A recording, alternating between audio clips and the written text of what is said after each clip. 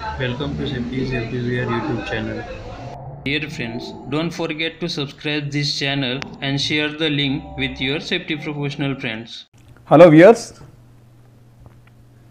last class we talked about safety performance indicators. This class is continuation of what we have talked last time. We were discussing the case study of offshore dock site where the ships will bring the material to the offloading gantry. From there it is offloaded through pipeline. It will go to bulk tanks. From bulk tank it will go to road tanker. This is a scenario yesterday we have talked, and in this we have identified three hazardous scenarios. One is pipeline, other is bulk tankers, third is road tanker. We may select many more scenarios also, but for the case study purpose we have selected these three as the major hazards.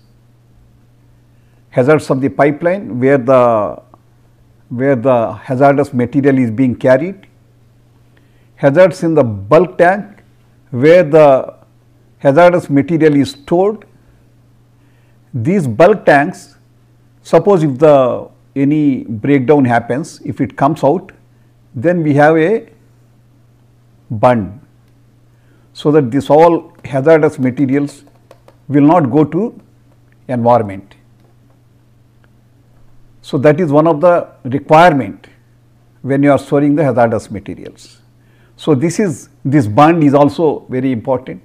If this also breaks, then it will go to community. So bulk tank associated with this bund, and the road tanker. Road tanker, daily road tankers will come, get it unloaded and take it. These three are the hazards. But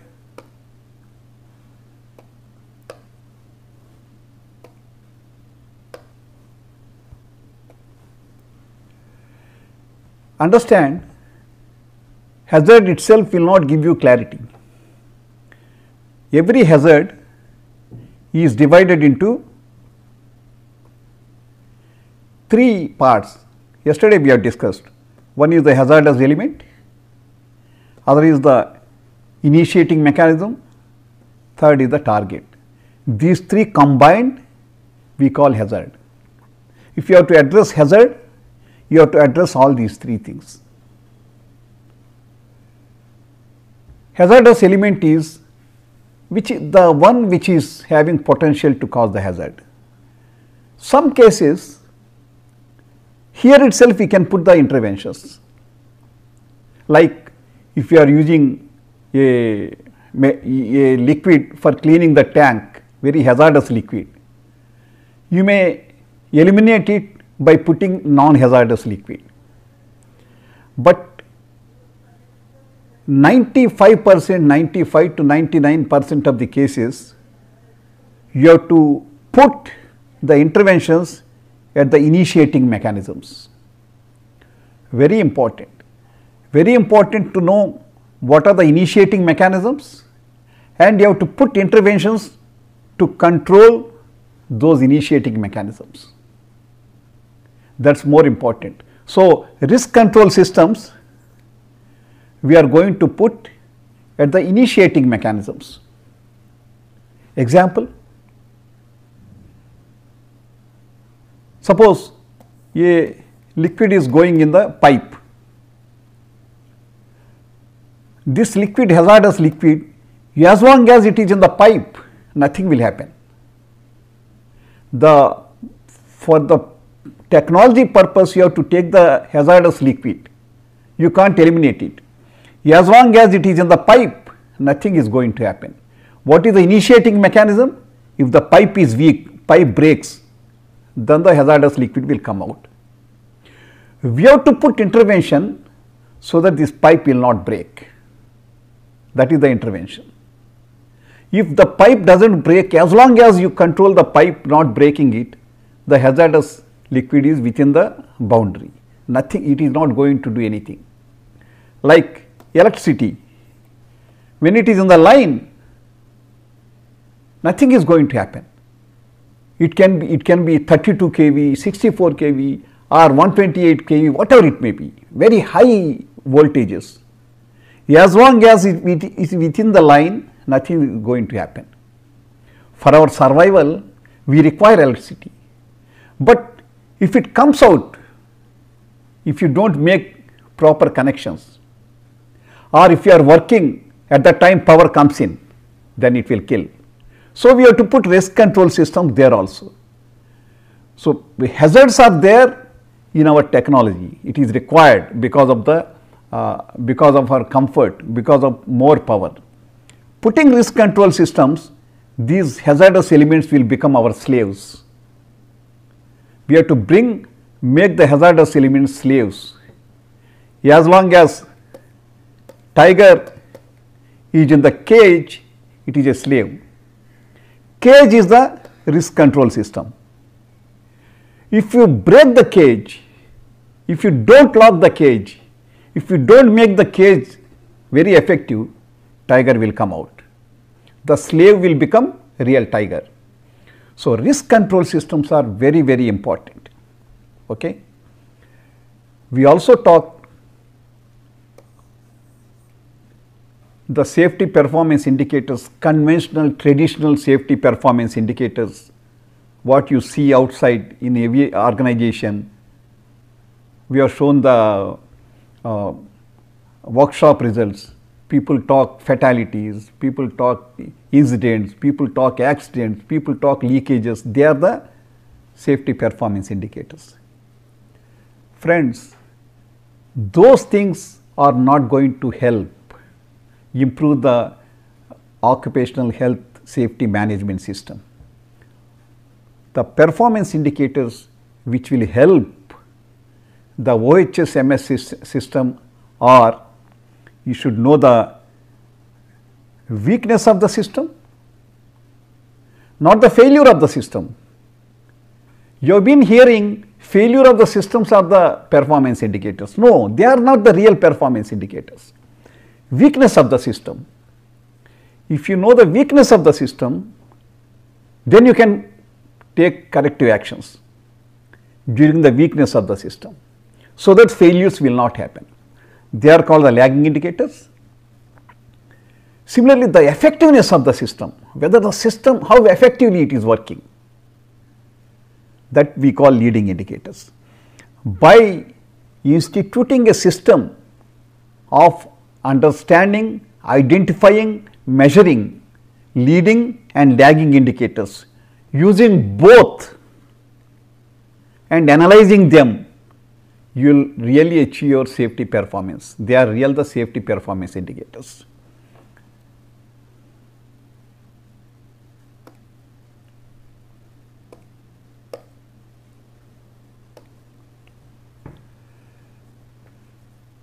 In the earlier session, we have talked the hazardous elements, the pipelines, the storage tanks, and carrying the transportation tanks.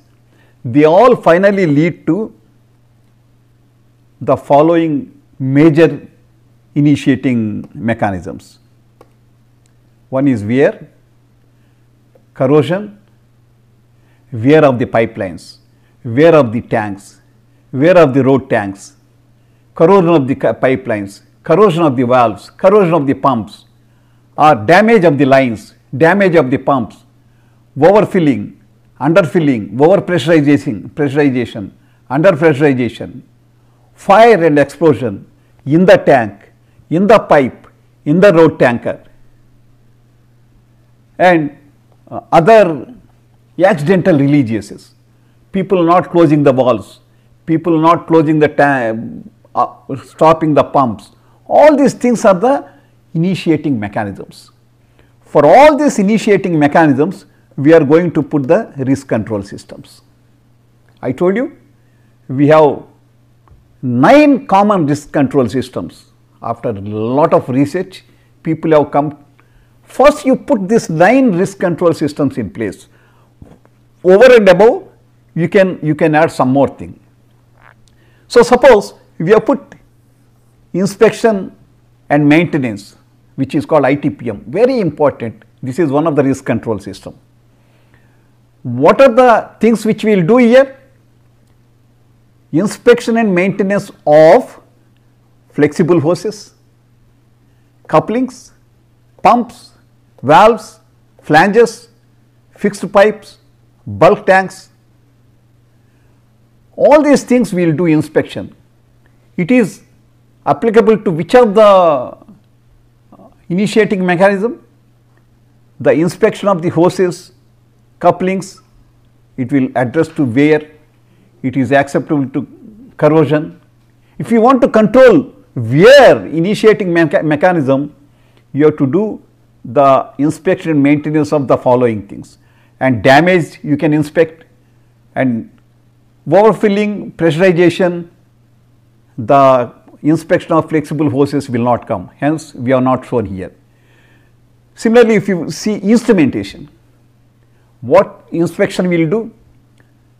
Instrumentation will tell about the wear.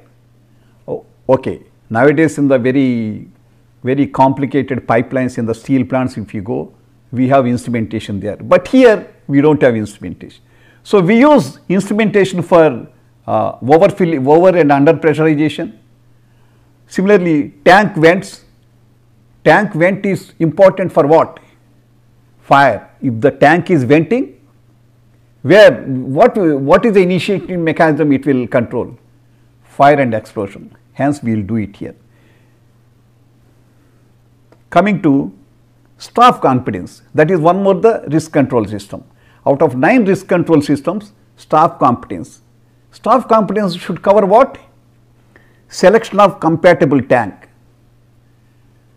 People should have competencies to select the right tank. If you put the this risk control system, this is applicable to which initiating mechanism? This is if you put right tank, then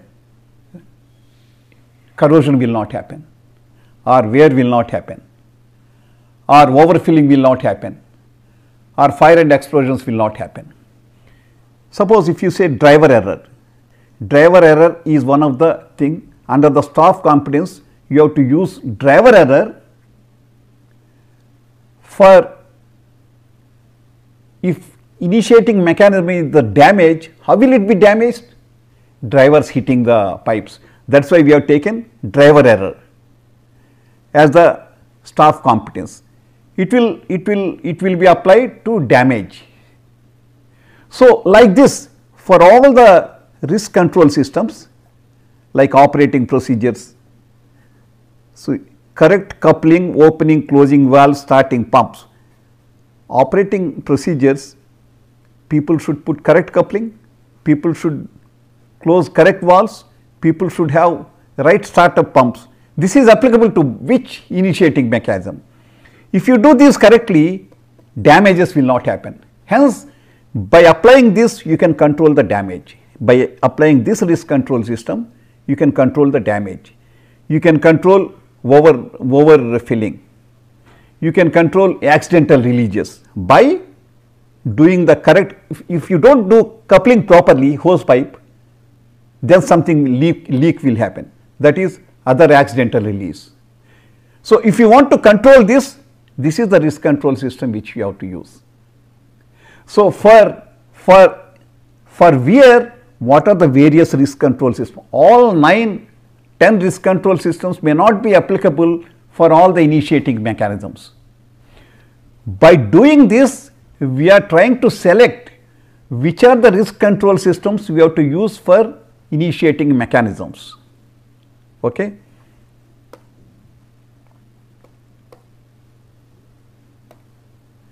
Similarly, plant change, communication, permit to work. Permit to work, permit to work, we have added actually isolating mechanisms. The isolating mechanisms will be more useful for overfilling of the tanks or damaging. Many places isolating mechanisms will be applicable everywhere. Emergency arrangement, where are the emergency arrangements will be applicable to which of the initiating mechanism? Fire and explosion. Fire, if you want to control, if you want not fire and explosion to happen, you should have emergency arrangements. Okay.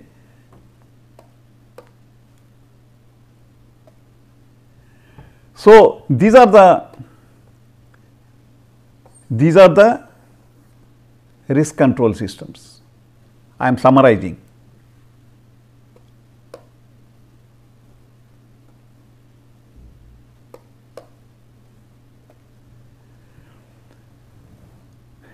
These are the risk control systems, say 10 risk control systems. What we have discussed, the initiating mechanism, you have to put against initiating mechanism risk control systems. What sort of initiating mechanism you have, for that how many risk control systems are required, we have decided earlier. Suppose initiating mechanism is plant or equipment in unsafe condition, that is one of the initiating. If the plant is unsafe condition, then the hazards will open out. So, ITPM, suppose ITPM is one of the risk control system. From the initiating mechanism, we have to find out lagging indicators and leading indicators. Lagging indicators will tell the weakness of the system, leading indicators will tell the effectiveness. So, for every initiating mechanism, if you want to apply risk control system, you put the risk control system, whether the risk control system is working effectively or not. For that, you have to find out the lagging indicator, you have to find out the leading indicator. For plant or equipment in unsafe condition, if this is the initiating mechanism, if ITPS, inspection and maintenance, inspection, testing and maintenance is the risk control system, what is the outcome? What is the outcome you expect by putting this inspection and maintenance? If plant and equipment unsafe condition, what outcome you look for? The outcome you look for is desired outcomes: no unexpected loss of containment due to failure of flexible hoses. By inspection and maintenance, what is the outcome you look for? No unexpected loss of containment due to failure of flexible hoses. That is what you require. That is why you put this ITPM as the risk control system. Or no unexpected loss containment from couplings, pumps, valves, flanges, fixed pipes, bulk tanks or instrumentation. No losses should happen, unexpected losses. For that you do inspection and maintenance. This is the outcome. So, what is the weakness in the system? The weakness of the system is number of unexpected loss of containments. This is what you want, outcome should be like this. But you are finding out the weakness of the system. Weakness of the system is how many times unexpected loss of containment, small, not big, due to failure of flexible hoses, failure of couplings, failure of pumps, failure of valves, failure of flanges happened. Not total failure of the valves, only the number of unexpected loss of containment, leakages, sweating, small, nothing. The plant has not stopped because of that, but it is showing the weakness. All these things you should measure. Suppose if you have 10 pipelines, All the 10 pipelines you have to find out this. Each pipeline has got 5 valves, 10 pipelines has got 50 valves, all 50 valves you have to find out unexpected loss. So, you should have a system to find out unexpected loss from all these things. How much big data it is? Similarly, leading indicator. What is leading indicator? The process controls, if you give for this plant and equipment unsafe condition, if you put it through inspection and maintenance, what will be the leading indicators? Percentage of safety critical equipment that performs to specification. You have safety critical equipments. How many percentage of percent of the equipments when you have seen are performing the way they should perform? Nothing has happened, but 100% performance. How many percentage of maintenance actions identified which are completed? You have identified ITPM is maintenance is also there.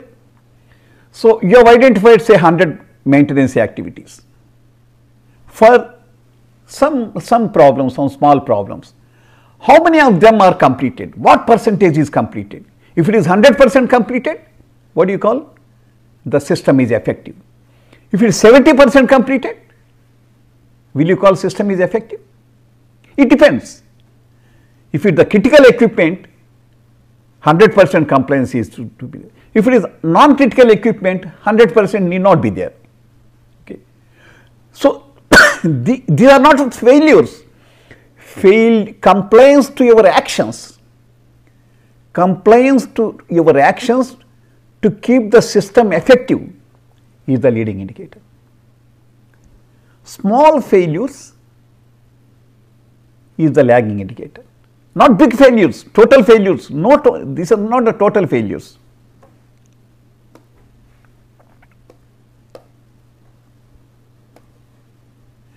So, lagging indicators, these are the lagging indicators, these are the leading indicators.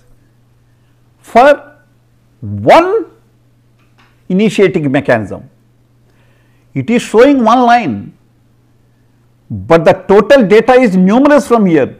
You should have lagging indicator of data of flexible hoses, couplings, pumps, valves, flanges, all these things. It becomes big data. Similarly, you take critical tasks undertaken dangerously as the initiating mechanism. Now, you put it through staff competence. For example, I have taken staff competence. Earlier, I have taken ITPM. So, for this, what is the outcome you expect? Operators and contractors have the required knowledge, enable effect, and to enable effective product transfer from ship. So, for transferring from ship to pipelines, pipelines to tanker to all these things, people should have enough knowledge. That is what you expect. What is the lagging indicator? Number of times product transfer does not proceed as planned due to errors made by the staff. How many, you see, nothing great loss has happened, but how many times the transfer did not happen because of the competency of the people? Because of the competency of the people. How many times it happened? How many times pipeline transfer has not happened? How many times the tanker transfer not happened? How many times people not do? So, it is failures, small failures. If it is happening more times, you have to take corrective action. If it has happened once, probably you may not take, but you are seeing the weakness of the system. Similarly, when you come to leading indicator, the inputs for the leading indicator is operational procedures, written instructions, work practices, all these things should be there. Now, leading indicator is percentage of procedures which are reviewed. The procedures for doing all these things, it should be live, it should be reviewed and revised within the designated period. If a procedure is to be reviewed within this much period, has it been reviewed? So, percentage are reviewed If it is coming to very less, that means your system effectiveness can be. Why do you want to review? Reviewing people do. If any changes are to be made, they will make. If any redundancy is there, that they will see the redundancy.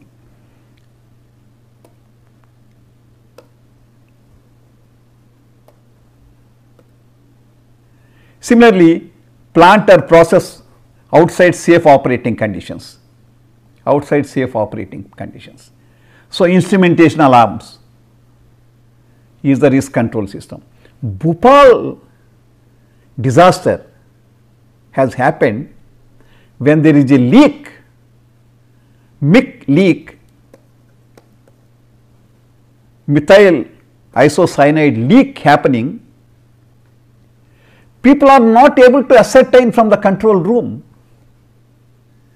They are not, the people who are there, they are not able to read something wrong is happening. Instrumentation alarms. So, major thing happened. If you have the desired outcomes, safety critical instrumentation and alarms correctly indicate when process conditions exceed safe operating limits. That is the outcome. It has not shown here, Bhopal. This thing to happen, what is that you have to measure? Number of safety critical instruments, alarms that fail to operate as designed. As designed. It has not failed totally. Something it is showing more, something it is showing less, maybe calibration not done. What are the number of small things which have happened to affect the desired outcome that we have to, they are the lagging indicators. So, for the leading indicators, what is the input? Operational procedures, instrumental and alarm systems, they are the things which we have to do. What are the leading indicators? Percentage of functional tests of safety critical instruments and alarms completed to schedule. All this for the critical equipments, you should test whether they are working or not. What percentage of the instruments, alarms you have completed? Done. That will show the effectiveness of the system. Percentage of maintenance actions to rectify faults of the safety critical equipment. The safety critical equipment, some defects are shown. How many you have completed? That is the leading indicator. So, this is for the effectiveness, this is for the system weakness. So, by this time you must have understood how initiating mechanism put through risk control systems lead to lagging indicators when it is to see that it is working at the desired outcome or not, or how the leading indicators are coming. So, if you have 100 initiating mechanisms and each initiating mechanism has got say 5 risk control systems, that much lagging indicators will come. Huge data. Nothing has failed, please understand, but you have the data to understand the system failure, system weakness and system effectiveness.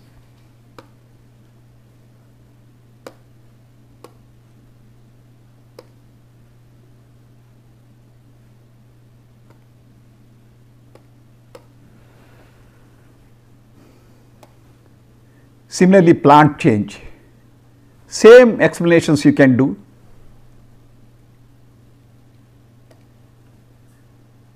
Plant design,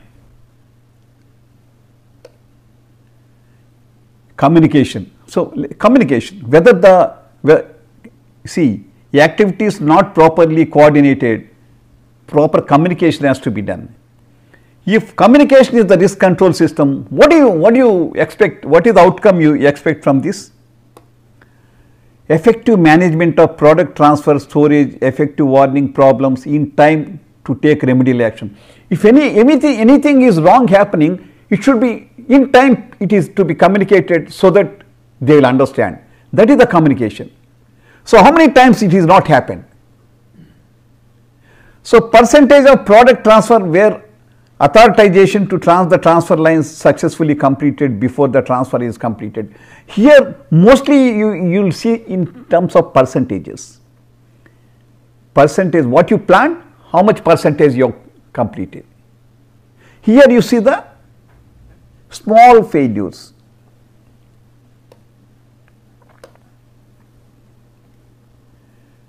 Similarly, permit to work, very, very important. Permit to work, especially the energy isolations part of permit to work.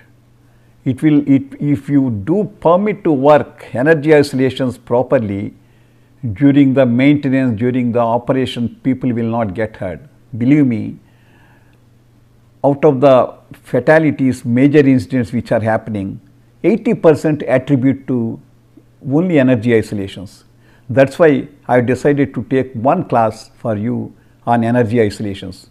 People do not have proper concept of energy isolations. That's why the OHS management system, people are not able to effectively control. So next class will be on energy isolations. So permit to work, energy isolation is part of permit to work.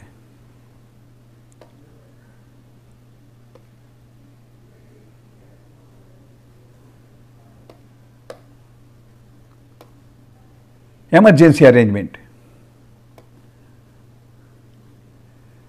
So like that we have seen for all the initiating mechanisms how to apply risk control systems.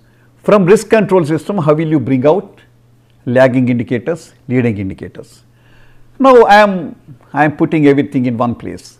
So for inspection and maintenance, these are the, for this risk control system, these are the lagging indicator, these are the leading indicator. We have not put more initiating mechanisms, only few initiating mechanisms. For that I am writing here. If you put all initiating mechanisms, probably this list will be much more. So this is the risk control system, these are the lagging indicators, these are the leading indicators. This is the plant change, leading, lagging indicators. We have discussed already these things.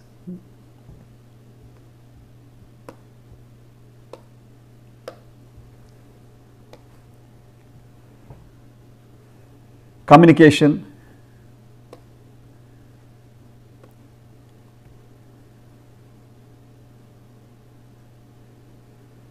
Permit to work, what are the lagging indicators, what are the leading indicators. Actually, this permit to work has to be done much more elaboratedly. So this is very little it is written. In my view, we should take much more in the permit to work. All energy isolations we should put at the risk control system, and from there we should take out lot of lagging and leading indicators. Plant design, emergency arrangements. So you, by putting lagging indicators, leading indicators for all your hazardous elements with different initiating mechanisms, you will get huge data of lagging indicators, leading indicators. Believe me, one of the failures of the occupational health and management system is you don't have data. People see fatalities, incidents are the data, you have very little data. From there you can't do any analysis, analytics. The age of today is analytics. Analytics, data analytics in any field, if you have plenty of data with you, which is called descriptive analytics, how to generate data. I have given you inputs, how to generate data, lagging indicators, leading indicators. That means if you do that properly, that is called you have done descriptive analytics. From that data, you can have predictions, which is called predictive analytics. If you predict correctly, then you can stop it, which is called prescriptive analytics. So data analytics will help you to reduce the incidents, to control the incidents, to manage very well. So safety is one of the area where analytics has gotten. For that, the data is required. I told you how to generate data, safety performance indicators. So, how do you, after collecting the data from the safety performance indicators, you have huge data, qualitative and quantitative. Qualitative means you may have rubbish data, it will not help you. From the lagging and leading indicators, you will get very qualitative data, right data, very impressive data, and high quantity numbers, you will get huge data. This will be generated in ERP systems. If you have got enterprise resource planning, every organization will have it, maybe SAP system. In the SAP system, you can generate, you can put all the data under safety management system, under maintenance management systems, under operation management systems, under supply chain systems, under quality assurance systems. This data will not be available at one place. The lagging indicators, leading indicators for the plant maintenance will be generated by maintenance management systems, not safety management systems. But to address your safety management system, OHS systems, you have to pick up from the maintenance management system. Similarly, operation procedures not followed properly, operation fluctuations, operational problems, it is available in the operation management system, not in your safety management. Safety management system, what you have is the accidents, near misses, some fatalities or the incidents, all those things. That is the very small part of the data, minute part of the data. Major data you will get from maintenance management systems, operation management systems, supply chain system, quality assurance systems. All these systems you will get the both lagging indicators, leading indicators. These are normally available in the ERP. Nowadays, no organization runs without ERP system. Maybe different. Somebody may have SAP ERP systems, somebody may have their own ERP systems, but they are all available in the ERP systems.